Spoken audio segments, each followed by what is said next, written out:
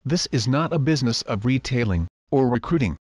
This is simply a way of putting a new technology in your existing cell phone and SIM to convert your cell phone load expense to income opportunity. Hi friend! May tanong ko sa iyo. Happy ka na pa bilang isang employee? Okay lang ba sa iyo na magtrabaho ng 8 to 10 hours a day?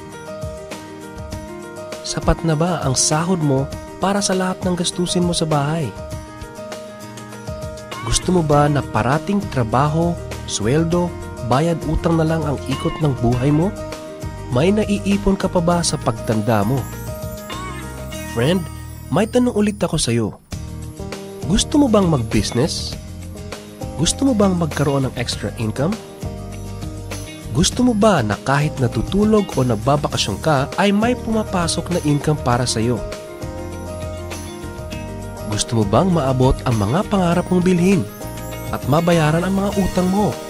Friend, anong magandang negosyo na maliit ang puhunan pero malaki ang kita? Anong magandang produkto na hindi na kailangan ibenta kasi kusang binibili na ng tao? Ano ba ang ginagamit mo at milyon-milyong Pilipino kada segundo, kada minuto at kada oras? Friend, gusto mo bang kumita mula sa cellphone mo? Kahit anong network ay pwede na. Ang average load expense ng mga Pinoy ay 30 pesos a day. Sa isang buwan ay aabot na ito ng 900 pesos. Sa isang taon ay 10,800 pesos. Gusto mo bang malaman paano gawing income generating device ang cellphone mo? Gamitin mo lang ang existing cellphone at existing SIM at makakapag-load ka na sa sarili at sa pamilya mo. Discounted ka pa sa load mo at may opportunity ka nang kumita mula sa cellphone mo. Maaari mangyari yan sa tulong ng V-Mobile. Ang V-Mobile ay nag-umpisa noong April 29, 2008. Ito ay registered at legal na nag-ooperate sa 11th, 19th, and 20th floor sa Galleria Corporate Center sa Ortigas. Ang may-ari ng V-Mobile ay ang Penta Capital Corporation na registered under ng Bangko Sentral ng Pilipinas bilang isang financing house ng mga malalaking corporations. Ilan lang ito sa mga clients ni Penta Capital. Ang bigatin talaga ni Penta Capital at ng V-Mobile, no? So meron na bang kumita dito sa V-Mobile?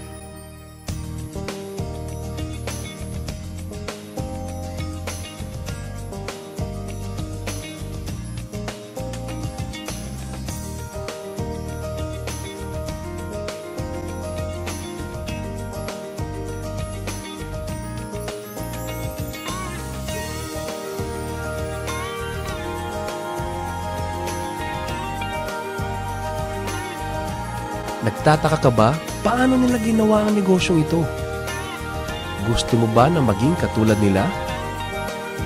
Friend, makinig ka lang at buksan mo ang iyong isipan. Sa 85 million Pinoy cellphone users, 80% nito ay prepaid user na nakakaranas ng hassle tuwing nauubusan ng load. Ito ang scenario, friend. Naubusan ka na ng load at gabi na. Sarado na ang mga loading stores. Naubusan ka na ng load habang nagbabiyahe or nasa abroad. What if umuulan at bumabaha at naubusan ka na ng load? Or nasa loob ka ng opisina? Hassle, di ba? Dahil sa mga senaryo na yan, ang V-Mobile ay magbibigay ng convenience sa mga tao. Gamit mo lang ang sariling cellphone at SIM card. At makakapag-load ka na sa sarili mo at sa family mo. 24/7, anytime, anywhere sa lahat pa ng networks.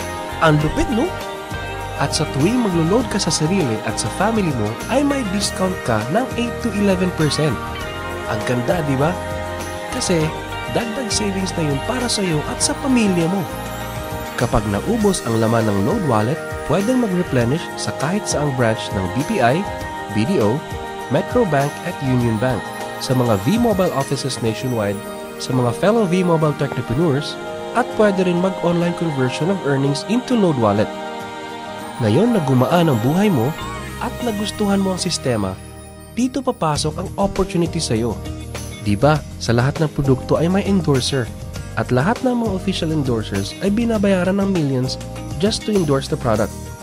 Sabi ng V-Mobile, bakit hindi na lang ikaw ang mag-endorse at ikaw na lang ang babayaran nila. Dahil dyan, pag meron kang na-endorse na V-Mobile Technopreneur, bibigyan ka ng 500 pesos bilang direct sales incentive o tinatawag nating referral fee. Gusto mo ng bonus?